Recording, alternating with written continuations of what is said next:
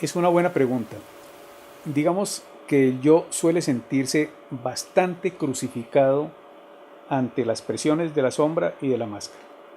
Pero también digamos que el yo necesita de los dos complejos. Todos los seres humanos tenemos una parte oscura que necesita expresarse. Es una parte que no es muy decente, que tiene malos pensamientos, que puede ser agresiva, que puede ser envidiosa, que responde a los bajos instintos humanos. Y el yo, como quien no quiere la cosa, hace uso de esa sombra para realizar actos vergonzosos que sería imposibles de hacer sin enfrentar un difícil conflicto moral. Es como si el yo mirara para otro lado y dejara hacer cosas. Así que, aparentemente, sin el conocimiento del yo, esas actividades vergonzosas se hacen en la oscuridad. Dice un analista junguiano que la sombra actúa parecido a como lo hacen muchas agencias de inteligencia como la CIA, como el DAS, como la KGB, que actúan sin el conocimiento aparente del presidente de un país, quien puede luego negar toda su culpabilidad por lo ocurrido. Todos los países tienen presidentes que cuando se han descubierto hechos ilegales, han dicho luego que fueron cosas que se hicieron a sus espaldas. Y las cancillerías actúan como la máscara del país, que salen luego a dar unas justificaciones poco convincentes para defender al presidente, es decir, en nuestro caso, al yo en el campo psicológico. Persona y sombra son dos complejos que se compensan mutuamente. Están tan relacionados que aquellos rasgos que nos esforzamos por mostrar exageradamente a los demás en nuestra máscara social, por compensación, generan en la sombra su contrario. Esta imagen puede ayudarnos. Si el yo fuera la luna con sus dos caras, la cara luminosa y la oculta, si por ejemplo tratamos de mostrarnos extremadamente conciliadores en nuestra máscara social, se creará en la sombra una parte autoritaria por compensación. Pero también es posible que la compensación se produzca en el otro sentido. Por ejemplo, alguien ha tenido un padre tan autoritario que desde niño se dijo: nunca voy a ser como él, y reprimió ese rasgo en forma tan extrema que lo mandó a la sombra, y por compensación siempre reacciona conscientemente de manera conciliadora. ¿De dónde surge el nombre de persona? Jung lo tomó del teatro antiguo clásico, porque originalmente persona era el nombre que se daba a la máscara que utilizaban los actores. Por eso, en lo junguiano se habla del complejo de persona o máscara.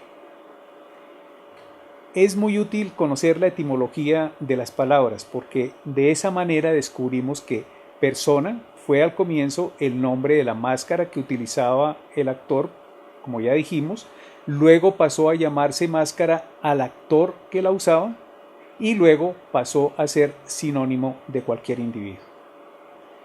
Yo pienso que, viendo que todos usamos una máscara en la cotidianidad, en el teatro de la vida, pues pasó a usarse la palabra persona para referirse a cualquier individuo. Esa es la historia de la palabra persona. Así que cuando yo pregunto cuántas personas me están viendo en este momento, estoy preguntando cuántas máscaras me están viendo. Ahora, es necesario precisar que no es que sea patológico el tener una máscara social. Las máscaras se relacionan con los roles que desempeñamos y es muy necesaria la máscara para que las relaciones fluyan y no se presenten tantas asperezas. Si un paciente va a mi consultorio, yo debo tener puesta mi máscara de terapeuta con la que trato de ayudarlo, y causaría una gran sorpresa que le comenzara a contar yo mis problemas personales al paciente. Así que es necesaria la máscara, pero tengo que podérmela quitar. Si llego a la casa, no voy a continuar con mi máscara de terapeuta tratando de psicoanalizar a mis hijos y a mi esposa. No sé si recuerdan una película llamada La Máscara con Jim Carrey. Muestra cómo la máscara es útil, pero se vuelve un peligro cuando se nos queda pegada y dejamos de saber qué es la máscara y quiénes somos nosotros detrás de esa máscara. Tampoco la sombra es un complejo negativo. Como decía Jung, se vuelve patológica solo cuando uno no sabe que la tiene o la trata de ignorar. ¿Qué es lo que sucede en la famosa novela El Dr. Jekyll y Mr. Hyde de Stevenson?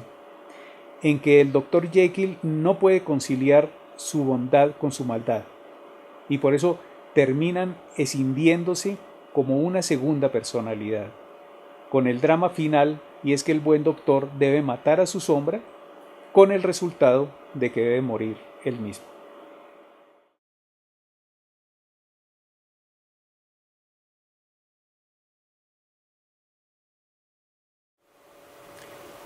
Sí, y hago la claridad de que cuando en el libro hablo de la práctica, me estoy refiriendo a la práctica clínica, a la consulta terapéutica. Pienso que para hacerla más comprensible podemos tratar de conectarla con el complejo de la sombra de la que hemos venido hablando hasta ahora.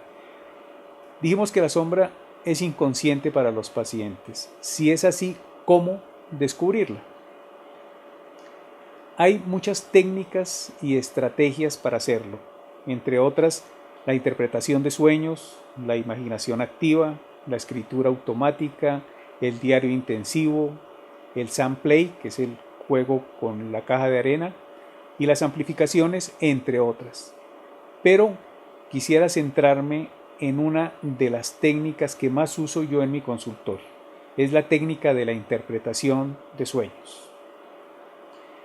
Cuando en un sueño aparece un personaje del mismo sexo del soñante, hay muchas posibilidades de que estemos ante un aspecto sombrío nuestro.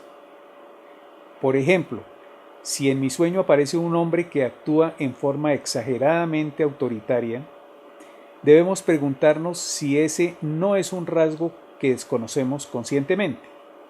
A veces nuestra reacción es de bastante extrañeza y afirmamos: no, ese rasgo sí con seguridad no es mío.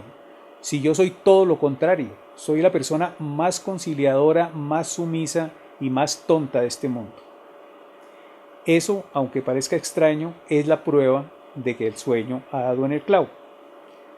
Y es que, recordemos, cuando mostramos las dos caras de la luna, que la persona y la sombra contienen los dos polos de un mismo rasgo.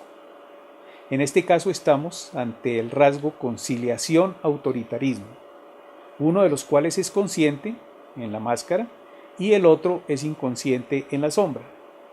O sea que el sueño le puede estar mostrando al paciente que tiene ese rasgo de ser autoritario, pero que lo avergüenza tanto que se ha vuelto inconsciente y que compensatoriamente se muestra extremadamente sumiso. Como dijimos antes, en ocasiones surge porque se tuvo un padre tan autoritario que uno se ha propuesto nunca ser como él.